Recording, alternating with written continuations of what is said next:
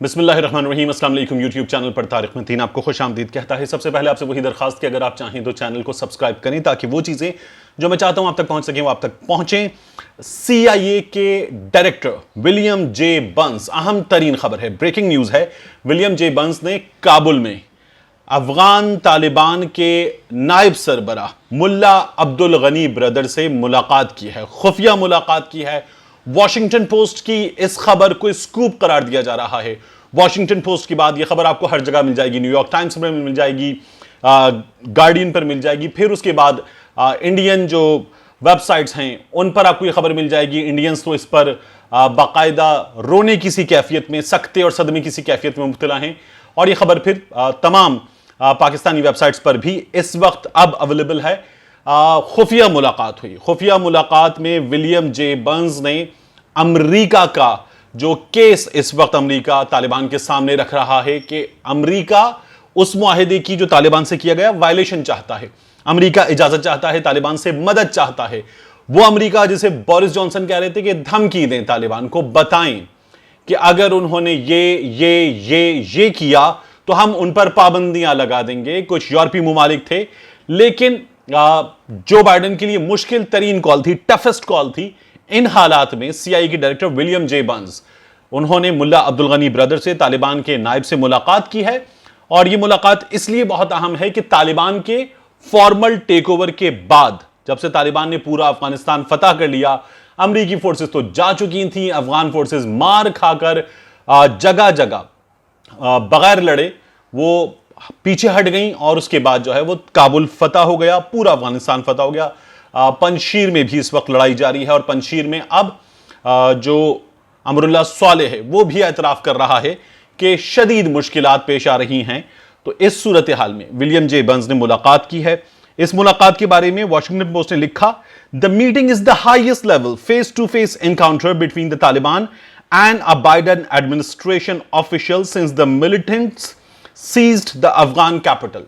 जब से तालिबान ने अफगान कैपिटल कैप्चर किया है, यह पहली बाकायदा हाईएस्ट लेवल मीटिंग है जिसमें फेस टू फेस मुलाकात हुई। अब्दुल गनी ब्रदर और CIA डायरेक्टर विलियम बंस जो हैं वो आमने सामने बैठे। The discussion came amid a frantic effort to evacuate people from the Kabul international airport ahead of अगस्त 31 डेडलाइन।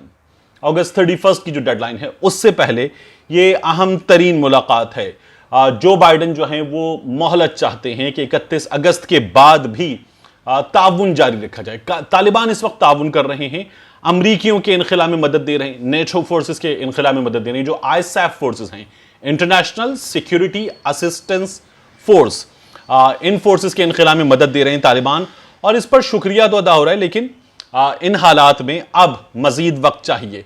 आप देखिए कि इस मुलाकात की जो अहम तरीन चीज़ है वो ये है कि मुल्ला अब्दुल गनी ब्रदर से ये मुलाकात हुई और मुल्ला अब्दुल गनी ब्रदर से मदद मांगी गई। कौन मुल्ला अब्दुल गनी ब्रदर? वो जो तालिबान के नायब हैं, वो मुल्ला अब्दुल गनी ब्रदर जिन्हें तकरीबन 11-11.5 बरस पहले कराची के नज़दीक से गिरफ्तार किया गया। इसमें हमारे इदारे भी शामिल थे और CIA भी शामिल थी। एक इत्तला यह है। दूसरी इत्तला यह है कि यह कार्रवाई हमारे इदारों ने की थी, लेकिन अमरीकी इंटेलिजेंस मालूमात के तबादले के साथ की थी।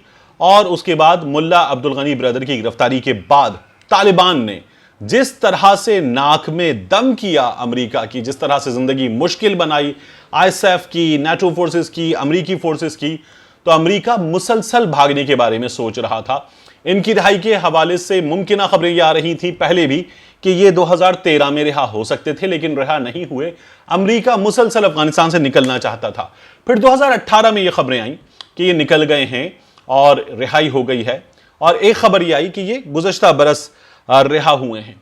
वो जिन्हें पाकिस्तानी इदारों ने और CIA ने मिलकर गिरफ्तार किया था, उनकी रिहाई के लिए भी पाकिस्तानी इदारों ने और CIA ने कोशिश की। और कतर में जो तालिबान के मुज़ाकरात थे अमेरिका के साथ, अमेरिका को उस इनखिला में जो वो मुसलसल और फौरी करना चाह रहा था, मदद दी गई पाकिस्तान की जानिब से। और तालिबान जो हैं उनसे मुज़ाकरात हुए तालिबान के सियासी दफ्तर में कतर में, और उसके नतीजे में मुल्ला अब्दुल गनी ब्रदर जो गिरफ्तार हुए थे वो रिहा हुए और वहां पर उन्होंने ये मुज़ाकरात किए। अब काबुल में उन्होंने विलियम जे बंस से मुलाकात की है। वो शख्स जो गिरफ्तार हुआ था CIA के हाथों, वो शख्स अब हुक्मरान बनकर बात कर रहा था विलियम जे बंस से, और विलियम जे बंस जो हैं वो उनसे मदद मांग रहे थे। ये एक बड़ी दिलचस्प सूरत हाल है, और अब इस सूरत हाल में तालिबान अपर हैंड पर हैं और अमरीकी जो हैं वो मदद चाह रहे हैं। G7 मुमालिक का इजलास अब से कुछ देर में जो है वो हो रहा है। इस इजलास में अफगानिस्तान की सूरत हाल पर गौर होगा। अमरीका साथ में NATO मुमालिक से, G7 मुमालिक से ये दरखास्त करेगा कि वो अपने जो जो प्रोजेक्ट वहां पर कर रहे थे वो प्रोजेक्ट जो हैं वो जारी रखे जाएं और ये असिस्टेंस जो है जारी रखी जाए।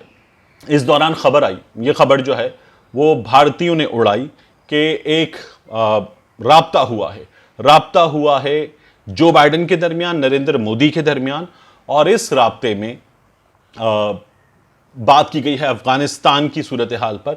लेकिन फिर यह खबर आपको कहीं भी नजर नहीं आएगी, क्योंकि भारत मुसलसल पागल है कि वो किसी भी तरह अपना एक रोल प्ले कर सके, और वो रोल प्ले करने की दरखास्त जो है भारत हमेशा कर रहा था। ये ज़ल्मे खलीलजाद से कर रहे थे, ये अमरीकियों से कर रहे थे, ये NATO मुमालिक से और दीगर मुमालिक से कर रहे थे, लेकिन ये मुमकिन नहीं हो पा रहा था। ज़ल्मे खलीलजाद ने भी कहा था कि अगर भारत कोई रोल प्ले करना चाहता है तो उसे, ये इंडिया टुडे को अहम तरीन इंटरव्यू था ज़ल्मे खलीलजाद का, उसे बराह रास्त अफगानिस्तान की हुकूमत से बात करना होगी। और बार बार जो मैंने आपसे कहा, $23 अरब, हजारों फौजियों की तरबियत और उसके बाद दर्जनों कौंसल खाने, भारत अपनी तमाम तर इन्वेस्टमेंट, डैम की तामीर वहां जाया होती देख रहा था, क्योंकि वहां बैठकर भारत जो है वो पाकिस्तान के हालात खराब कर रहा था।